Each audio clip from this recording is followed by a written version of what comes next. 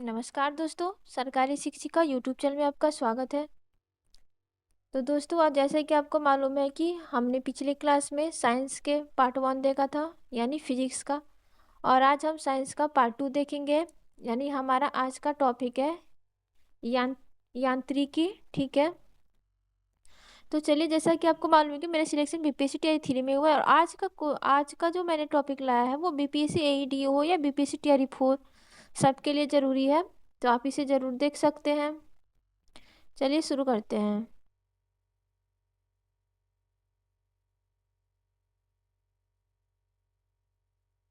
तो हमारा पहला क्वेश्चन है कि प्रक्षेप गति को दीर्घतम परास प्राप्त करने के लिए अधिकतम कितने कोणों की आवश्यकता होगी। प्रक्षेप गति को दीर्घतम परास प्राप्त करने के लिए अधिकतम कितने कोणों की आवश्यकता होगी। तो हमारा आंसर हो जाएगा 45 डिग्री।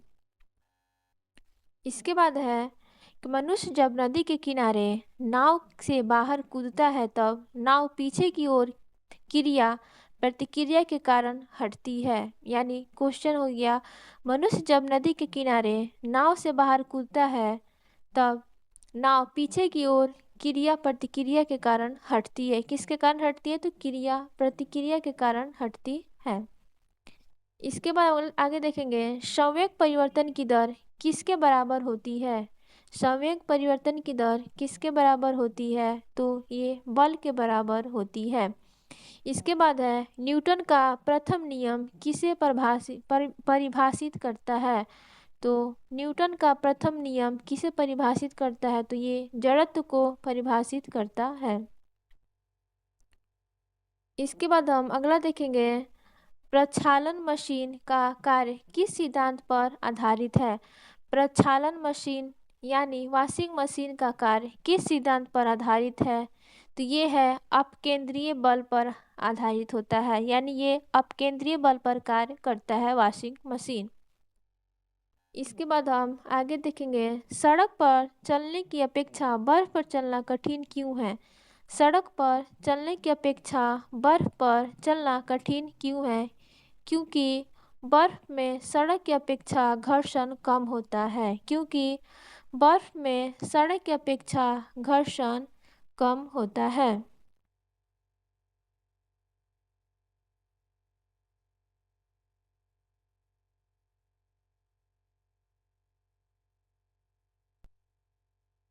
इसके बाद हम न्यूटन के गति का नियम देखेंगे और इसका उदाहरण देखेंगे। पहला नियम है गति का नियम कि यदि कोई पिंड विराम अवस्था में है तो वह तब तक उसी अवस्था में रहेगा जब तक कि उस पर कोई बाह्य बल न आरोपित की जाए। इसका उदाहरण क्या हो जाएगा? जैसे कि चलती गाड़ी के रुकने पर उसमें बैठे यात्रियों का आगे झुकना, पेड़ से फल टूट कर नीचे गिरना और कपड़े को डंडे से पीटकर धूलों का अलग हो जाना, ये सब न्यूटन की गति का पहला नियम है। इसे आप गौर से देख लेंगे।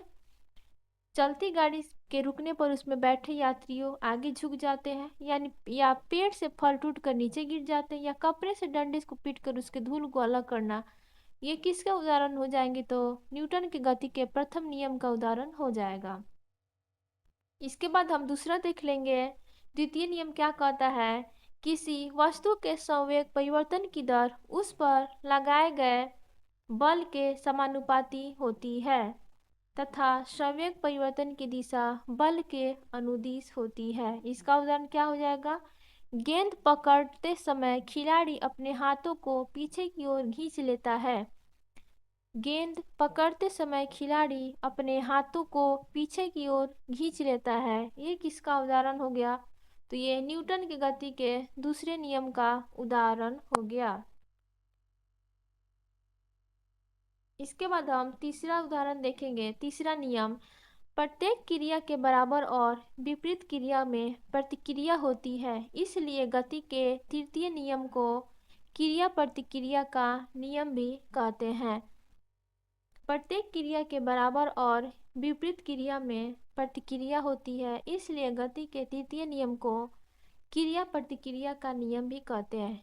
पूछते हैं कि न्यूटन के किस नियम को क्रिया प्रतिक्रिया का नियम कहते हैं? तो तृतीय गति के नियम को क्रिया प्रतिक्रिया का नियम कहते हैं। इसका उदाहरण देखेंगे, बंदूक से गोली निकलते समय बंदूक पकड़ने वाले व्यक्ति पीछे की ओर धक्का लगाते हैं जैसे, और वायुयान की गति या चप्पू चलाने पर नाव का आगे बढ़ना, ये सब न्यूटन के तृतीय गति का उदाहरण है। इसके बाद हम अगला देखेंगे, ऊर्जा संरक्षण से क्या आशय है। तो ऊर्जा का ना तो सृजन किया जा सकता है और ना ही इसे नष्ट किया जा सकता है, इसे ही हम ऊर्जा संरक्षण कहते हैं। इसके बाद हम आगे देखेंगे, अंतरिक्ष से गिरता हुआ पिंड व्यक्ति के वायुमंडल में प्रवेश करने पर क्यों जल उठता है। अंतरिक्ष से गिरता हुआ पिंड पृथ्वी के वायुमंडल में प्रवेश करने पर क्यों जल उठता है, क्योंकि वायु के घर्षण के कारण। इसके बाद देखेंगे, ग्रहीय पिंडों की परिक्रमण गति यानी ग्रहों द्वारा सूर्य का परिक्रमण में प्रभावी बल है, यानी ग्रहीय पिंडों की परिक्रमा गति किस कारण से होती है, तो ये अभिकेंद्रीय बल के कारण होती है। इसके बाद देखेंगे, दूध मथने के पश्चात क्रीम का दूध से पृथक हो जाना का कारण क्या है। दूध मथने के पश्चात क्रीम का दूध से पृथक हो जाने का कारण क्या है, तो ये अपकेंद्रीय बल के कारण होता है। दूध से क्रीम या मक्खन का अलग हो जाना किस कारण से होता है, तो ये अपकेंद्रीय बल के कारण होता है।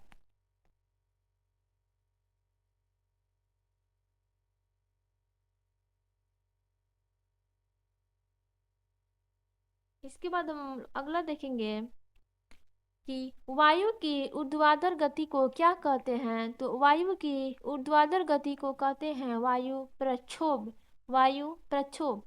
इसके बाद है, रॉकेट किस सिद्धांत पर कार्य करता है। तो रॉकेट संवेग संरक्षण के सिद्धांत पर कार्य करता है। रॉकेट किस सिद्धांत पर कार्य करता है, तो रॉकेट संवेग संरक्षण के सिद्धांत पर कार्य करता है।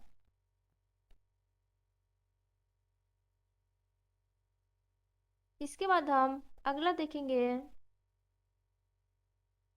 किसी पिंड के संवेग और वेग के अनुपात से प्राप्त मान क्या कहलाता है। तो किसी पिंड के संवेग और वेग के अनुपात से प्राप्त मान क्या कहलाता है, तो ये द्रव्यमान यानी मास, ठीक है, मास कहलाता है। उसके बाद हम देखेंगे अगला, त्वरण ज्ञात करने का प्रमुख सूत्र है। तो त्वरण को क्या चीज से डोनेट करते हैं, तो ए से, ठीक है, और इसका फॉर्मूला हो जाएगा A=u/T, ठीक है। इसे देख लेंगे, जहाँ A बराबर त्वरण, V बराबर अंतिम वेग और U बराबर प्रारंभिक वेग और T बराबर होता है समय अंतराल यानी समय। इसके बाद हम देखेंगे अगला, तेल से अंशतः भरा हुआ टैंकर समतल सड़क पर एक समान त्वरण से जा रहा है।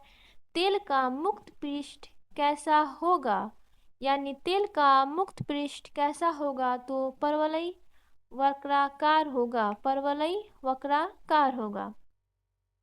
इसके बाद हम लोग अगला देखेंगे, एक समान वृत्तीय गति पर त्वरण सदैव क्या रहता है, उपस्थित रहता है या उपस्थित नहीं रहता है। तो एक समान वृत्तीय गति पर त्वरण हमेशा उपस्थित रहता है।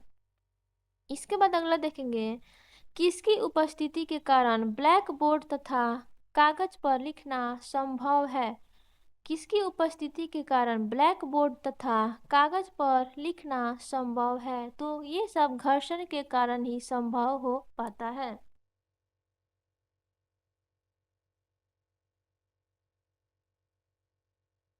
इसके बाद हम अगला देखेंगे, सरल आवर्त गति के दोलन में किसकी आवश्यकता होती है। सरल आवर्त गति के दोलन में किसकी आवश्यकता होती है, तो प्रत्यक्षता एवं जड़त्व दोनों की आवश्यकता होती है। प्रत्यक्षता एवं जड़त्व दोनों की आवश्यकता होती है।